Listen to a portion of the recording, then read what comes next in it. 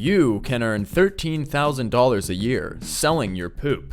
Science. You can donate blood, plasma, eggs, and sperm. Why not poop? Yes, your feces are perhaps your greatest untapped monetary resource. The Washington Post. And so, our grunty poopers' call to action was heard, and journey, or many journeys, to the bathroom began. But the $13,000 a year wasn't enough for our poopy protagonist. No.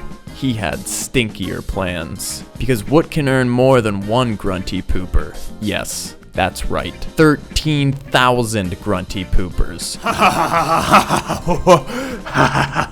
So our smelly savant headed to the jungle to catch 13,000 stinker squirrels so he could start monetizing their poop as well. Hold up, dude. What the frick is this narrative you're making up right now? I know I'm supposed to be some NPC character that can't talk or have a personality, but look, man, I can't hide anymore. If freaking Woody from Toy Story heard someone calling him the poopy protagonist or the stinky savant, he'd sure as hell break his cover. He'd be like, yo, that ain't true. Look, and they're not stinker squirrels, they're chinchompas. I got 13,000 of them a while ago because I was doing a lot of hunting. But look, I'm not really a guy for establishments. I don't use banks, frick the man. But, so these things are really clogging up my inventory. And if I die, they all run away. They're like super epic range XP. So, I gotta get rid of them all and throw them. And, the place where I'll get the most XP for that is in Crux Dungeon. But for me to get there, dude, I need freaking 69 Slayer and 70 crafting to unlock Monkey Madness 2, which has that dungeon blocked. So that's exactly what we're going to be working on for this episode of Maxing Mniml. You want a fresh style? You want a fresh style? Let me show you. Just starting Monkey Madness 2 is the only thing that stands in Mniml's way for getting rid of his chinchompas finally. But Monkey Madness has a few prerequisites, and the last two on the agenda is 70 crafting and 69 Slayer. But last episode we managed to get the Fire Cape, which is by far the hardest piece of equipment to obtain for our Slayer setup. So because we're going to do Slayer before crafting, it's time to get ourselves a nice Slayer gear setup going. The first item I'll grab is the Dragon Scimitar. To acquire one, you need to trade the monkeys on Apatol, and interacting with them before completion of Monkey Madness 2 requires a Gree. Lucky for me though, I stored one in with Zooknock underneath the ground at the end of the massive monkey caves. Being short on money as always, I'm gonna take a quick detour to the rune rocks to alch myself some rune plate legs and make myself some rune plate legs and a rune full helm for our Slayer gear setup. That's enough money, so we'll just start with this. Before heading back to Apatol, there's a few easy items to get our hands on the mainland. Rune gloves. Okay, now I got some climbing boots. All we really need is a strength amulet at this point. Ruby, please. Pog. Ba-boom. Amulet of strength, baby. Gosh, we are such a Chad. Now I'm ready to grab the Dragon Scimitar. While I'm at it, I'll get myself all the supplies I need to store another Gree with Zooknock. Now only one item remains in our Slayer setup, the Dragon Defender. To earn my tokens for the Warrior Guild, I'll be killing Mithril plate body animations, so I'll quickly gather the required items. Alright, this is gonna be the 500 tokens, and I'm just gonna kill the Cyclopses in increments of 500 tokens. Yo, D-Defender. I used basically like 220 tokens. Easy, man. Absolute Chad. We only killed 43 and we got the Dragon Defender. And we begin the jog back to Zooknock, this time in monkey form, so nothing will attack us. To hand him a talisman and bones, so he will be holding onto the supplies for me. Okay, can you make another monkey talisman? Yes. No, don't take it back. Nice. So now he will hold on to that Gree for me. Thank you. With our budget Slayer gear complete, we're ready to start taking tasks from Neve and work our way to 69 Slayer. Alright, second task. What do we get? 160 black demons. Almost immediately after starting my task, I realized that the granite plate body and rune legs were pretty much useless since I'll be praying all the time. So I quickly replaced them with some monk robes for the good prayer bonus. Holy cow, we've actually finished the 160 black demon task. 12 points for that. It's time to go get a new task. Okay, next task. 129 harehounds, okay. All right, hard clue. It's a spirit tree in Tree Gnome Village. So I don't know, figure and minus will do that. That's an easy step. First hard clue casket. I'll drop a few things just in case. Purple sweets, 2 rune axes. Oh, magic shortbow. Nice. What? Smoldering stone? Wait a sec. What is the drop rate? That's 1 in 32,000. Next task. Anko easy. All right, there's another task complete. Next assignment, 36 steel dragons. I would like to block these. It's gonna cost me 100 points to block steel dragons. I think it's totally worth it though. Next assignment. Cool. Okay. Well, I will see you guys in 10 years. Making gains. 89 strength-a-roni. So I just actually got 55 Slayer, which unlocks me right here, broad arrows. This is going to be how I get my way to 99 fletching is with these. So sweet. Another Bloodveld task done, and probably another Bloodveld task again. Oh, bro. So currently right now, I have 3 ancient shards, meaning I can make myself an Arclight. Arclight requires 75 attack, so I guess I'm gonna break my 61 attack pure build and climb to 75 attack real quick. Yo, Hellhounds, this is Pog. I'm actually trying to do my hard clues as well for the case that I can get the God Leather Boots. So I've been having fun with Hellhounds. This is good.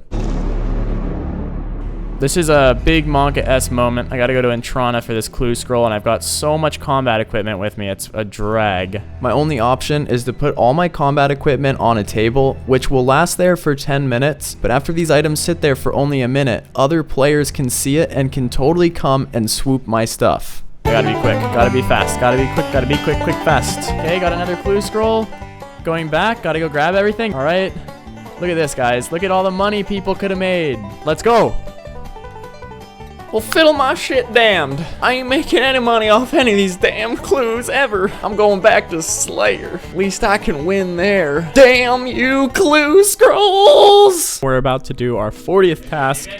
And this is a magic task, as always, because the 10th task is when you get, like, the super bonus points. So you do it at Konar, because that's the, the place you can get the most out of your points. I think Konar gives you 95 points for the 10th task. So let's go see what we get.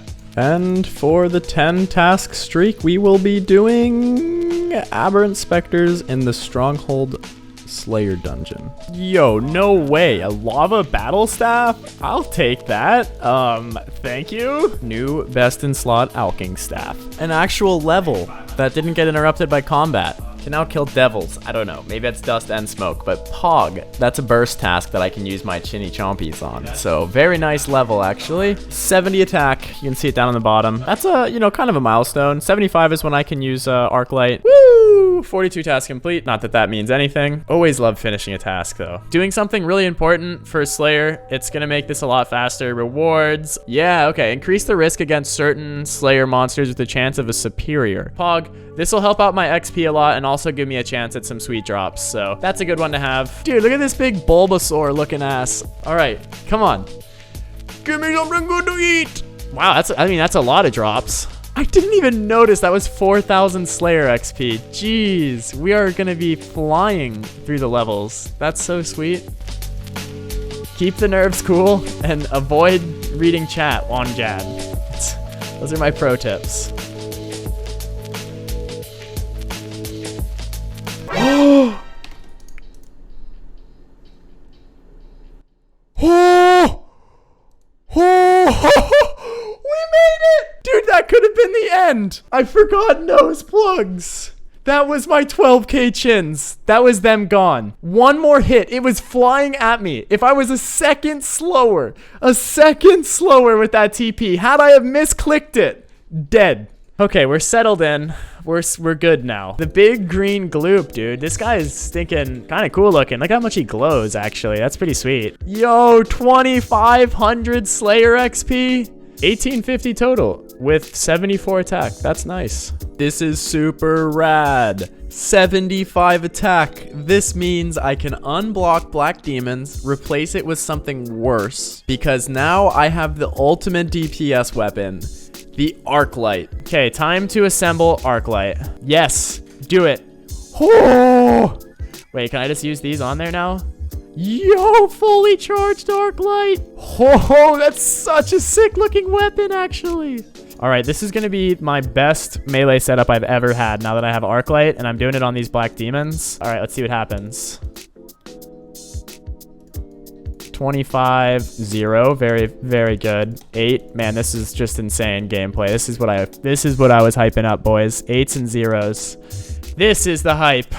Okay, wait, there you go, good 25. So even though I have Arclight and I'm super excited because it's so OP and awesome, I didn't think about it, but they have a super high defense level. So even though Arclight has super awesome effectiveness against demons, it's still going to be not very effective against them, so it's not worth unblocking them. Whoa, 50 tasks completed and received 270 points. Holy cow, I thought that was my total points. Total of 440. That means I can get broader bolt fletching for sure. Now that we're 1.1k Slayer XP from 69, which is when we were done with Slayer for a long time, I'm gonna spend my points, which I've got 440 right now. I need to get a broader fletching, which I think is broad arrows and broad bolts. This is actually the most GP per XP efficient way to get 99 fletching. So we're gonna go ahead and get that. So we just have a couple of blood velds left to go and we're all done Slayer. Woo. Oh my god. What? How did I get so lucky? What happened? Did I record that? The very end of the Slayer grind, and it could have been the end. The end of the end of the end. That was literally I have one more kill to go. 6 XP, and I almost just wiped and lost all my chins. I've completely not wiped by the chance of RNG. I tanked to hit at 1 HP. Could have been the end of it all, but we made it, and we're gonna finish the Slayer grind right here. This is crazy. But there it is, 69 Slayer. We have checked that off, the Monkey Madness 2 prereqs. Feels amazing. Our gear may have made us look like a PKer from 2005, and it surely wasn't the most efficient Slayer setup, and we came too close for comfort to death. Twice, putting our nearly 12,000 Chinchompas on the line, along with risking nearly 1 million banked herb XP that's sitting in Hespori's instance death storage. But at the end of that road, we've made it to 69 Slayer, and that's all that counts. So we have one last thing to do before we can start Monkey Madness 2 and finally put an end to this Chinchompa fueled saga. Our first step for the 70 crafting mini grind is freeing up inventory space by storing items in our player-owned house, dropping the things we don't need, and re-suiciding the remaining items that we'll need later down the road into Hespori's instanced death storage. But yet again, Chinchompas managed to make this even complicated, because dying in an instanced death storage still releases the chins, so it takes being a little bit crafty to get around this. So if you try and do an instanced death suicide where a storage place for a instance takes all your items upon death and holds on to them for you, which is the equivalent of a UIM bank, your Chinchompas will actually still run away and they won't be stored there. So when you suicide like that, you need to put your Chinchompas on a table, otherwise they'll disappear. Your Chinchompas are only private though if you leave them on a table for 1 minute, and then after that, other people can pick them up. So you have to be really smart about how you go about this, and this is the best method I've found for it. So you leave your farming cape on the ground, go here, get to the farming guild, and make sure your health is 1 HP. I just use a rock cake for it. Take the Chinchompas, use them on the counter, just like so. And then we go over here to Hespori, harvest him. He should one-shot you. There you are. Right. So now I'm dead. All my items are stuck in the storage, but my farming cape is still here in Lumbridge. So teleport here back to the farming guild. Ba-boom, and I've got my chins and my farming cape. And we are fully reset with a clean inventory, and this guy is our bank again. So perfect. The method I'll be using for 70 crafting is Brimhaven Charters without Super Glass Make, as I'm waiting to do Lunar Herblore before finishing Lunar Diplomacy. The method is fairly simple, but has some high requirements. You need a Spirit Tree in your POH, a Spirit Tree planted in Brimhaven, a player-owned house teleport, a Falador teleport, and of course, coins to buy sand and soda ash from the charter merchants, along with a glass-blowing pipe. And a pool of rejuvenation is useful to restore your run energy. The actual method itself begins with a teleport to the POH. From here, you use the Spirit Tree and teleport to the Brimhaven Spirit Tree, where you'll then run directly to the charter docks. At the charter docks, purchase your sand and soda ash, hop worlds again, and finish filling your inventory before teleporting to Falador. In Falador, you create the molten glass at the furnace and then teleport back to your POH. At this point, if you're low on run energy, you can use the restoration pool, or just carry on and go right back to Brimhaven and blow your glass while you're running from the Brimhaven Spirit Tree to the charter merchants. This is what I'll be doing all the way to 70 crafting.